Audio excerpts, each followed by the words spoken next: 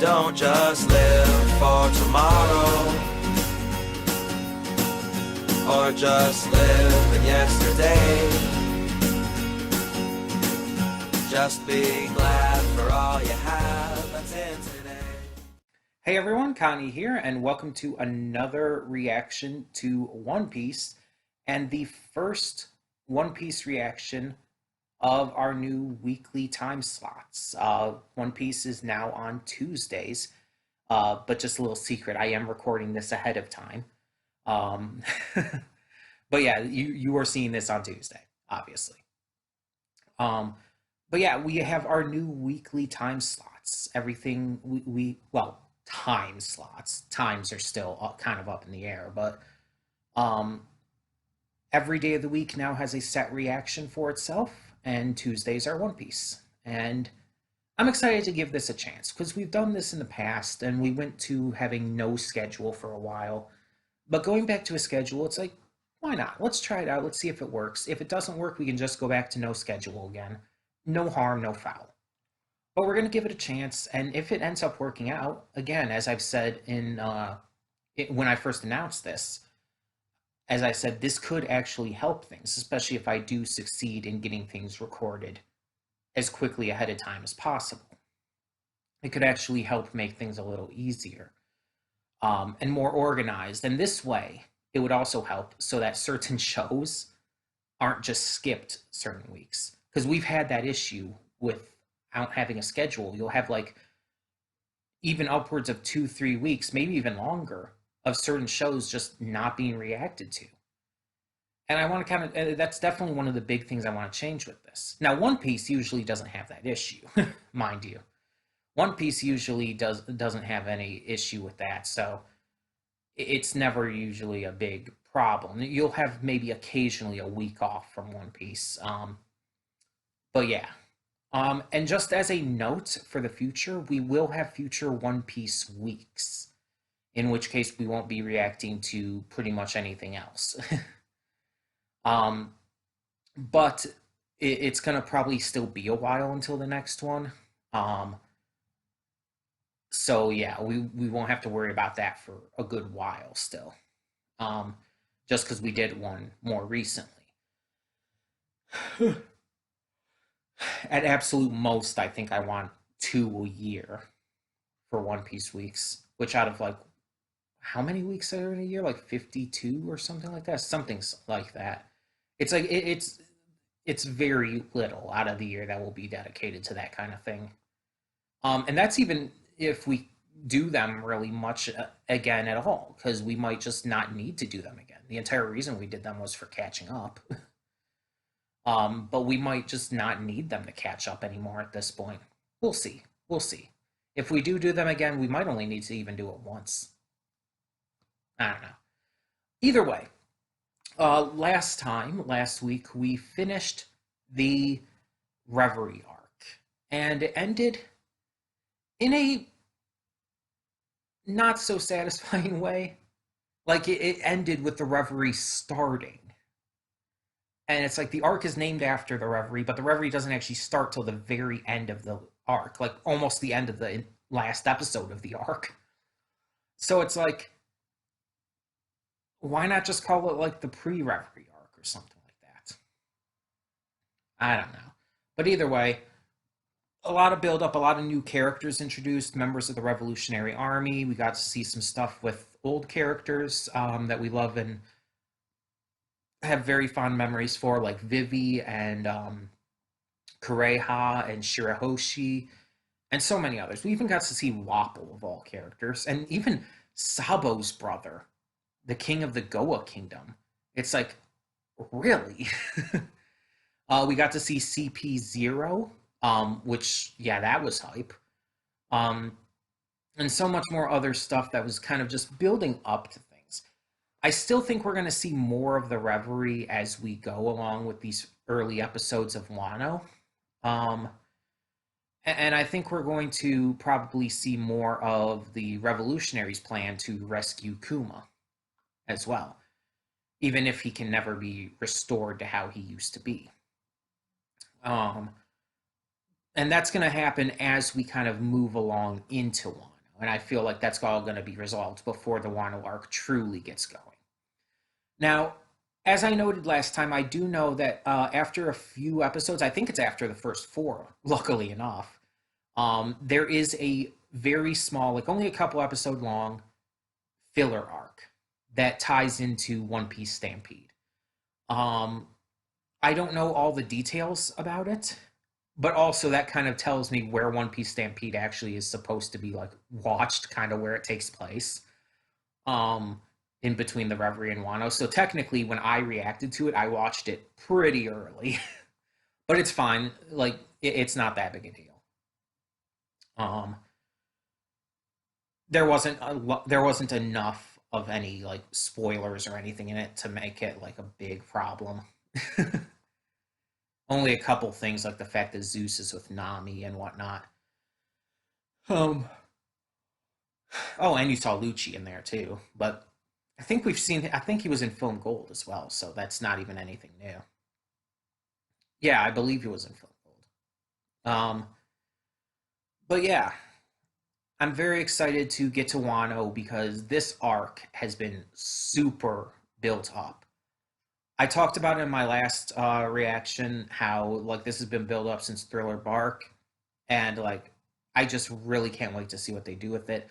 Um, as always, as was the case with Whole Cake Island, it's the same case here. There are a few things I know going into it.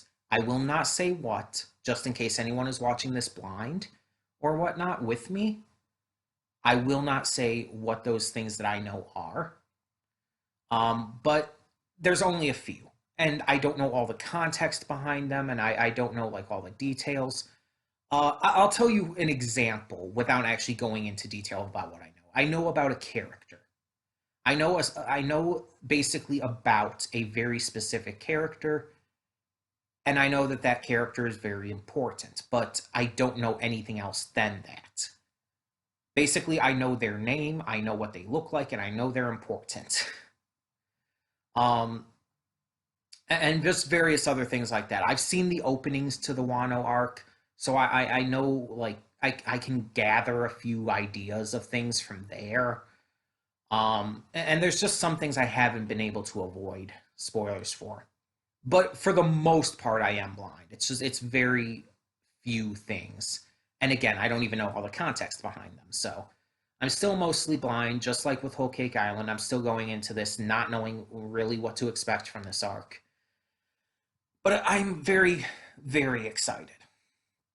There's a lot that this arc I feel is going to really do for just the Yonko saga and as well as the entire second half of this series in general. This is going to be huge. Like Whole Cake Island was a really big important arc as it was, but this is going to be bigger without question. Um like I guess you could kind of compare Whole Cake and this to Water 7 and Eni's Lobby. Like Water except well, I mean I guess since Big Mom is coming there to work with Kaido, it's kind of connecting. But Water 7 and Eni's Lobby obviously had much more of a very direct connection, I guess, than this one. At least that we can tell so far. Um but it kind of makes me think of that. Um how Water 7 like kind of kicked everything off and it was really good, but Eni's Lobby was just like it just like brought things to another level.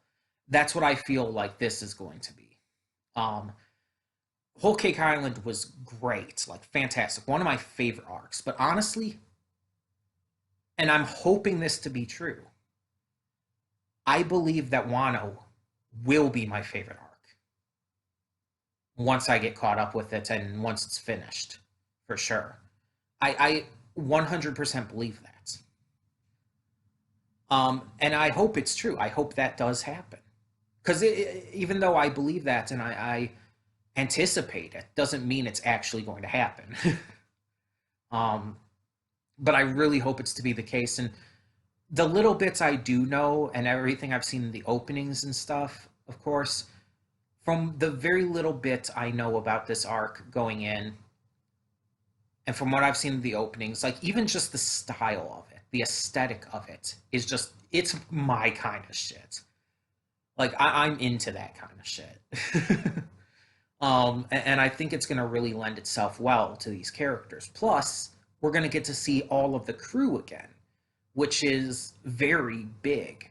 Like getting to see the likes of Frankie and Usopp and Zoro and Robin, who we haven't seen for so long now, since Zoe. It's like, oh, that's going to be so exciting, especially because of Robin and Zoro, like my two favorite members of the crew. Like we haven't seen them in so long, and I'm really excited to see them. Um, I recently have watched a certain scene from Zoe again, where Robin cries over Ryunosuke turning back into a drawing, and it's like it's such a wonderfully hilarious but also touching moment for Robin, and I love it. It's silly, it is. It's silly as hell, but it's also surprisingly really touching, and you just actually really love Robin and how much she loves Ryunosuke. Um, it's great. I've watched it a few times again lately, and it's just I love it every time. Um, but yeah, that was definitely one of my favorite moments in Zoe too, which is really impressive because Zoe had so many great moments. And that was when they first arrived at Zoe, I believe, because I believe that was what was going on. Ryunosuke helped them climb up Zunisha to get to Zoe. I believe, at least. Anyway. But yeah, I'm super excited to see what more we have in store, especially with these characters coming back. Um, I'm really interested to see how they react to everything that happened after the events of Whole Cake Island. I really want to see them like reunite with Sanji after everything. Like that's going to be a big deal. Um, and there's definitely a few specific hopes I have. Frankie. Ever since the time skip happened, Frankie has been a one note character. He's been a one note joke. It's like Frankie, he's a robot. That's literally everything to him post time skip. It's like I can deal with his honestly terrible redesign. His post time skip design is shit, but I can deal with it as long as he still ends up being useful and a really good character. And he had a couple moments in Dressrosa, but for the most part, he's been honestly just really boring. And he just doesn't feel like the same character from pre-time skip. Like I've been rewatching through Water 7 and all again lately with Ruff Senpai and AJ Rich, and it's like, holy shit, Frankie was so cool and interesting and hilarious. And it's just like he was such a great character, and looking at where he is now, it's like, eh. But I'm hoping that this arc does well for him. Um, I really am hoping that this arc does really well for him. I'm hoping it does well for Usopp as well, though Usopp is definitely going to have his time to shine when we get to Elbaf, when that happens.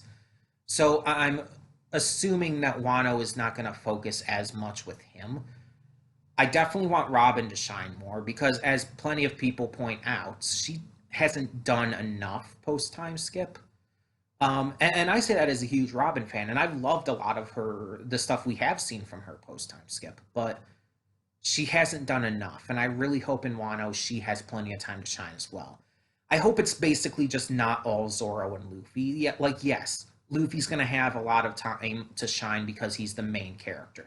And yes, Zoro is because it's fucking Wano. Literally, all the build up we had from this started with Zoro having a fight on Thriller Bark and winning a sword made by someone from Wano. And the zombie he was fighting was a samurai from Wano. So it's like, yeah, Wano's buildup is completely tied to Zoro. So yeah, of course Zoro is going to be a major factor in this arc. But I definitely want the other characters to shine as well. And that's definitely my biggest wish here. with this. I'm also hoping to see some more great devil fruit powers. Like that's just my hope every time we start a new arc. Um, and of course, I know we're gonna get some good costume designs. Again, I've seen them in the openings and all. Carrots is fucking adorable, and I love it. uh, I love Usopp's too, though. Usopp's is really hilarious and great. Um, and Chopper's is kind of funny. Yeah, they have some great designs and all. Um, but I'm also hoping to see like just a lot of great action, but also a lot of great lore. Considering how much this land was built up, how much Wano was built up, I want to see the lore really kick off here. Because the lore with Whole Cake Island was there, but it wasn't as much the focus. It was and mind you, it shouldn't be. The story should always be the focus, but it wasn't as heavily notable with Whole Cake Island. It was there, and it was expressed. The lore in Whole Cake Island was more centered around Big Mom herself, the big lore, and even that wasn't like really hammered in as much as it could have been. But I'm hoping Wano really gets into the lore because I feel it will fit with the overall feel of the arc. Again, based on what I've seen of the openings and whatnot. Um, so that's another big hope I have with this. And just in general, I just want to be entertained as always. I love this series. It's one of my favorite pieces of media of all time, like, period. Like, not just favorite anime, not just favorite shows, but favorite pieces of media, period. It's like, that's how much I love it. And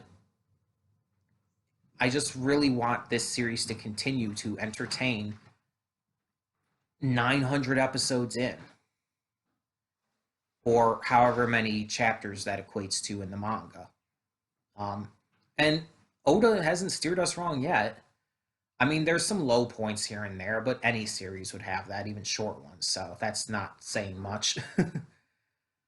um, but I'm really hoping that Wano is just really even more impressive than Whole Cake Island and just that much more impactful for the story as a whole. And I truly believe it will be. And I truly hope that all my, well, hopes for this arc are met. Um, but we are going to get into this now um, because not really much else to say going in. Um, and we'll see how this arc kicks off. So, that being said, let's get it going. When the screen fades to black, pause this redirect and go to the description below. Follow the link to the reaction, and after you watch it, come back here to the redirect and resume play. Because after it fades to black and then it fades back in, everything from that point forward will be my afterthoughts and will contain spoilers to the episodes. So, that being said, thank you so much for tuning in, and I will see you at the reaction. And we are back, and we'll begin with spoilers in 3, 2, 1, now. And so we are here. We are at the land of Wano. Wano Kuni. I said in the pre-thoughts I was really excited for this arc. I was really excited to see what they did with it. And just right away, just from these first episodes, just getting this started and all, I am really pleased. I am really more excited than ever. I am really hype. I am just really intensely happy about all we've seen so far. Um, just without question, like I am more excited for getting into this than I was for Whole Cake Island. I am drastically more excited for this than Whole Cake Island. Like it's not even close. And don't get me wrong, I was very excited for Whole Cake Island. It's not even close how much more excited I am for this. Um, Again, one of the big things I want to make very clear here is one of the reasons for that is the aesthetic and design and like style of it all. the very classic Japanese aesthetic of Wano is very much like interesting to me. I've always really loved that kind of aesthetic in all kinds of different stuff, all kinds of media, from anime to um, even Eastern cartoons or Western cartoons. Sorry, even Western cartoons, um, in movies and video games and so on and so forth.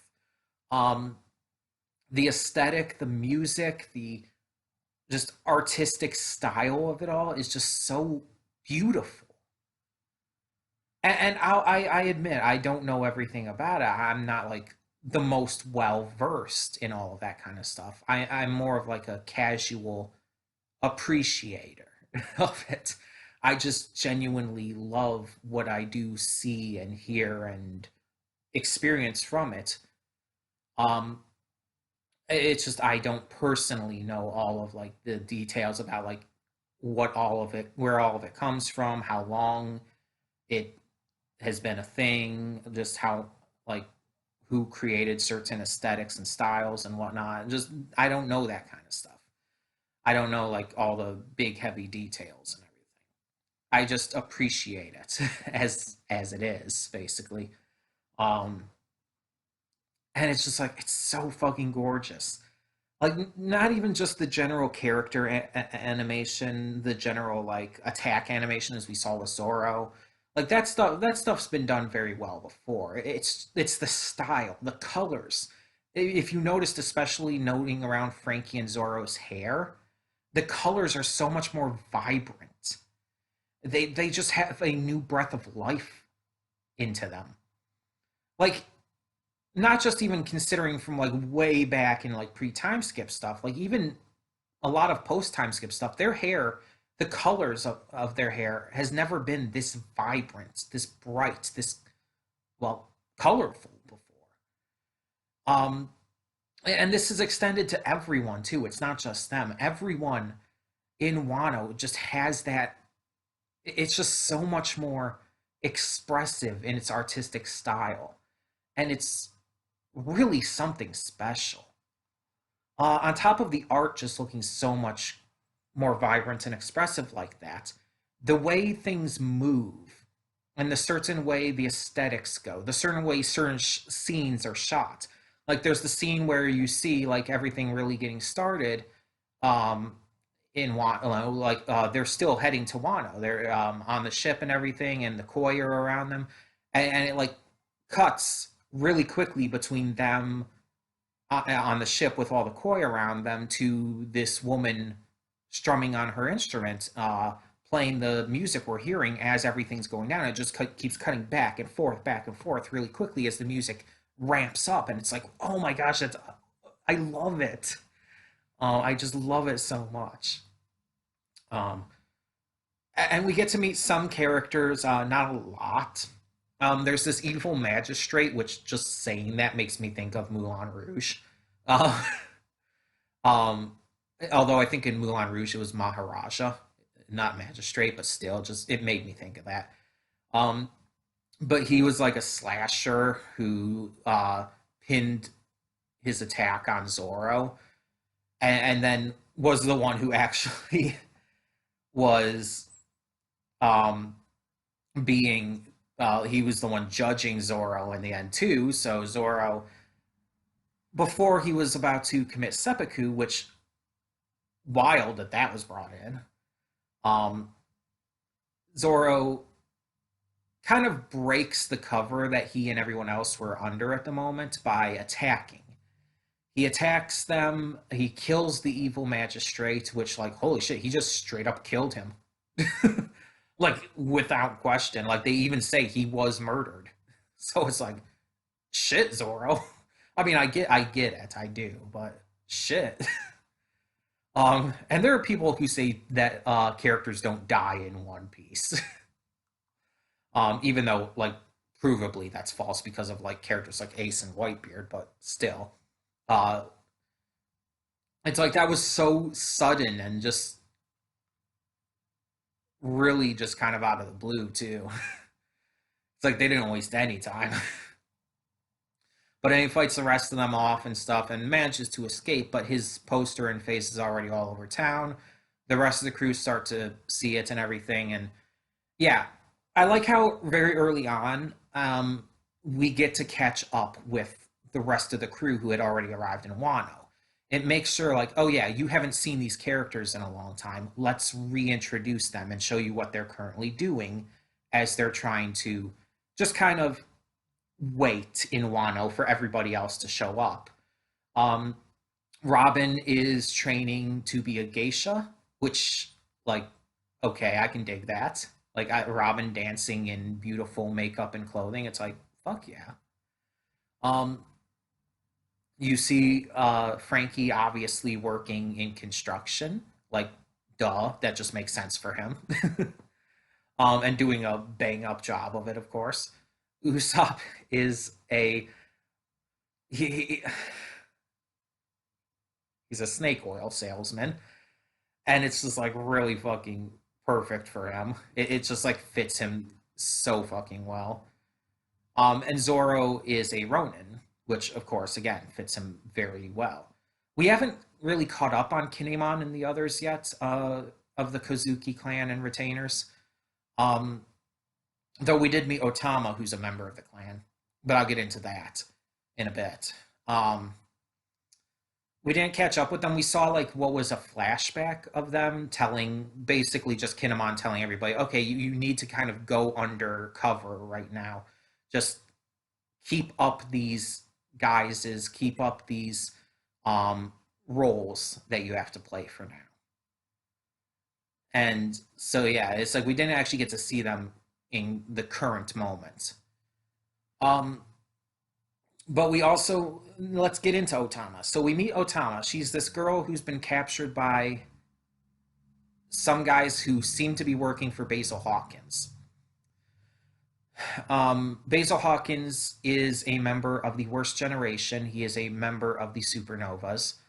Um, his ability like allows him to turn into like the scarecrow creature. Um, if I remember right, I don't remember if there's any other specific things he can do with his power, but that was definitely part of it. Um, and he was kind of, I believe he was also kind of a mind, not a mind reader, but a like fortune teller or something like that. I don't know. I don't think we've seen him since Saviati, which will have been quite a long time for me since I've seen Saviati. um, but yeah, so they captured this girl after finding out she's part of the Kozuki clan because apparently they view the Kozuki clan as evil, which goes against everything we've heard about them and everything we know about them from knowing Momonosuke and Kinemon and the others. But they're taking her. They plan to like either like sell her to a brothel or kill her or something. And they end up coming upon the lion dog, whose name I will eventually get down. I just can't remember it right now. The lion dog and the baboon, who are fighting, and Luffy, who had washed up on shore as well after the entire incident with the whirlpool. Luffy takes them out no problem after using his color of the Supreme King haki on the baboon and saves the girl who has a mysterious devil fruit power we didn't learn the actual specifics of. All we did was we saw her like pinch off a bit of her cheek, it looked like. Uh, it almost kind of made me think of like Katakuri's mochi powers. I don't really know why, but it did kind of make me think of that. But she pinched off like a bit of her cheek and turned it into like something edible. And when the baboon ate it, when she threw it in his mouth, he calmed down. So does her devil fruit power, like whoever eats whatever she creates like that, do they like is does it act like some way to calm people down, to like just relax people? Or I guess animals it works on too. We'll have to find out more about that. Because it's really interesting. And as I said in the pre-thoughts, I want to see more cool devil fruit powers. So if that can be utilized in some different ways too, that would be great. Um, but yeah, we're definitely just getting into things and introducing things right now. We're getting reacquainted with the members of the crew we haven't seen for a long time. We're getting introduced to the land of Wano, all its beauty, and even to some degree its political structure so far. We learn that the shogun of the country, Orochi, which, yeah, just if a character is named Orochi, they're the big bad. Outside of Kaido here, but yeah, like of Wano specifically, they're the big bad. Orochi, it's just like always like the kind of a go-to mythological Japanese evil name. Like you think of like Orochimaru from Naruto, you think of the Demon King Orochi from One Punch Man season 2, or Monster King, whatever. Um, but it's like that's what you think of. So it's like, and it's been done in video games and various other sources too. So it's nothing that's like even just strictly to anime, or the manga, of course, source materials. But it's like, yeah. So the instant you hear the name Orochi, it's like, oh yeah, that's a main bad guy. But outside of that, yeah, these episodes didn't really do much else besides, again, just introducing us to things, getting us into it. I really did not expect the new intro this soon either, by the way, because I feel like we just got the superpowers intro. I know I go through a lot of these episodes quick. Blah, blah, blah, blah, blah. I can't speak. I go through a lot of these episodes quicker than I would normally, but still, it's like I didn't expect us to change songs that quickly. So it's like the superpowers opening. I don't think it lasted that long, like compared to other openings, honestly. Which I mean, I like the superpowers opening, so I'm a little sad about that. But at the same time, I adore the One Dream opening. It's like it's one of my favorite One Piece openings. Just visually, it's stunning, and on top of that, the song is fantastic as well. It's actually on Taiko no Tatsujin, which I have on my Switch. Um, so it's like it's really fun to play on there too, and it's just like I love it. But yeah, so this is definitely doing a lot of setup for us. We don't know where Sanji and the rest of the crew that were on the ship went after they jumped off. We haven't caught back up with them yet. So we'll have to see how they get integrated into things. Um, and we still Jinbei still hasn't caught back up yet with them, so we're gonna see how that goes. And we didn't really get any more insight into the reverie or anything like I thought we were going to. I really thought we were going to like cover more of that first before we really got into Wano, but I was wrong. I really was wrong there. um, I wonder if we still will catch up with all of that, or if that's just gonna have to be like revealed either later in the background or maybe revealed by a character later on as to what happened. I don't know. It feels like when you have an entire arc called the Reverie to not actually focus on the Reverie itself feels a little off. And then to end it before anything actually starts, and for us as viewers or readers for the manga to not know what happened yet, to just to move on with the next arc, it's like it's a little annoying. But at the same time, my excitement for Wano kind of overtakes my annoyance at the referee not being as satisfying. It's just like I'm sure you could tell watching, but I was super excited. Like there was a couple of points where I was bouncing, like I was so excited. I was like just bouncing up and down like this. I'm legitimately that into this kind of aesthetic and art and music and whatnot, and just again the vibrancy and beauty of it all, and it's just so exciting. And even though I do know a couple things about this arc going into it, it's like I'm mostly spoiler free. Like actually more spoiler free than I was um for Whole Cake Island. And on top of that, I've heard what people think of Whole Cake Island. I've all I've heard about Wano is that some people really love it, but I haven't heard like anyone go into anything more than that. I've actually heard less about Wano, even though it's the currently going arc and it's been going for quite a while now, um, I've heard less about it than Whole Cake, and yeah, that kind of makes sense because Whole Cake is older, and yeah, people are going to talk about it more often. While Wano is still ongoing, so they're going to try to be a little more secretive about it to people who may not be caught up, which I appreciate very much. But it's like, really, like, even when Whole Cake was going, I heard things about it, like plenty. Um, like for example, when the Sulong form happened, like I heard about that almost right away. Like I heard about that almost right away when it came up in the anime. Which I mean, it already happened in the manga by that point, but still, like when it came up in the anime, I heard about that like all over the place.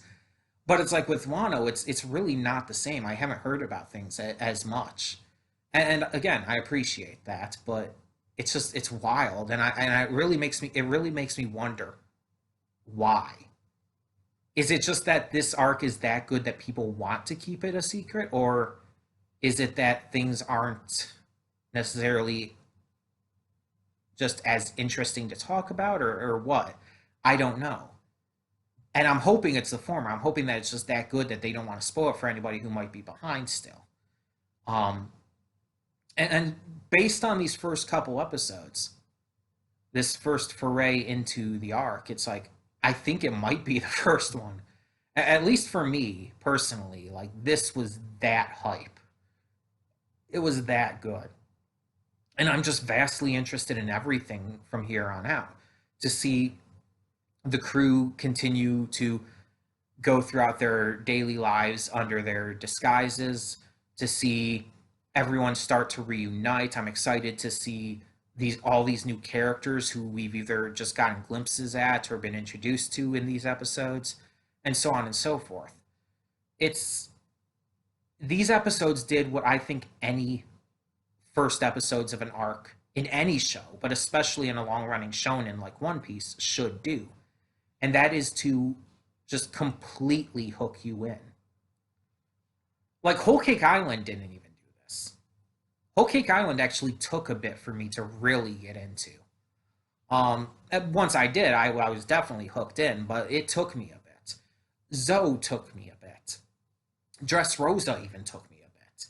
Um, Almost every arc of this series takes me a bit to get into, but this one instantly, like right away. Just and I mean instantly, like the moment we like when the crew was still on the Thousand Sunny and we saw the water change animation. That's how instantly it happened. The instant I saw the art and animation style of the water change, it's like, oh, that set off my hype meters instantly because again, it's such a very nice, beautiful touch to have this super stylistic approach to this arc. And I feel like I assume that this happened in the manga as well. And I'm thinking here that the animators probably really wanted to hammer in this unique style, this unique feel to the art and animation of this arc to make it really stand out and to make it really something special. And I honestly think that they've succeeded in that. It's it's so unlike anything I've seen in One Piece before. Like again, just in terms of the art and animation at this point, it's just so unique and special and exciting because it's so different from the normal style of One Piece in anything pre or post time skip so far. And I think that's what excites me the most about this arc and about its stylistic choices. The fact that it is doing something so different, so out of the ordinary, and something that is kind of the stereotypical, like super stylistic Japanese style.